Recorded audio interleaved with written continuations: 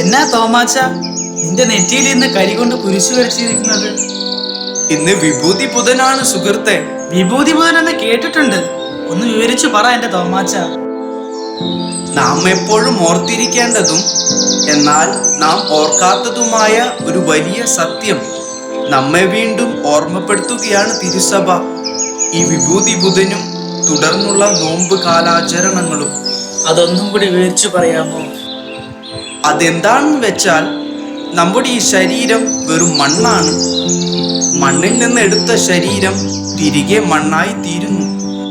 നാം നമ്മുടേതെന്നു കരുതുന്ന ഈ ശരീരം വെറും പുഴുക്കളുടെ ഭക്ഷണമാണ്. എന്നാൽ ദൈവത്തിൽ നിന്ന് നൽകപ്പെട്ട നമ്മുടെ ആത്മാവ് തിരിച്ച് ദൈവസന്നിധിയിൽ ചേരണം. നീ വെറും പുഴുക്കളുടെ ഭക്ഷണമാണ് എന്ന സത്യം മനസ്സിലാക്കി അഹങ്കാരം വെടിഞ്ഞ് എളിമയോടെ ദൈവസ്നേഹത്തിലും പരസ്നേഹത്തിലും ജീവിക്കുക.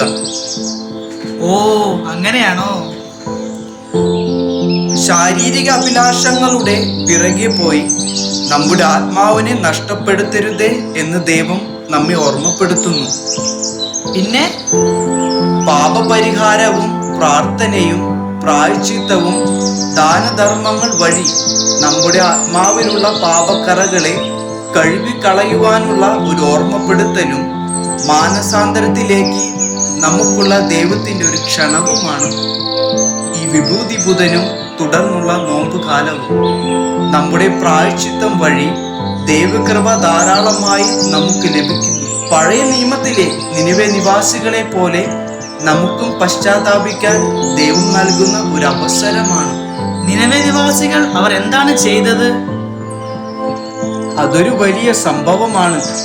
ബൈബിളിലെ യോനായുടെ പുസ്തകം 3-ാം അധ്യായം 4 മുതൽ 10 വരെയുള്ള വാക്യങ്ങൾ വായിച്ചാൽ മനസ്സിലാകും.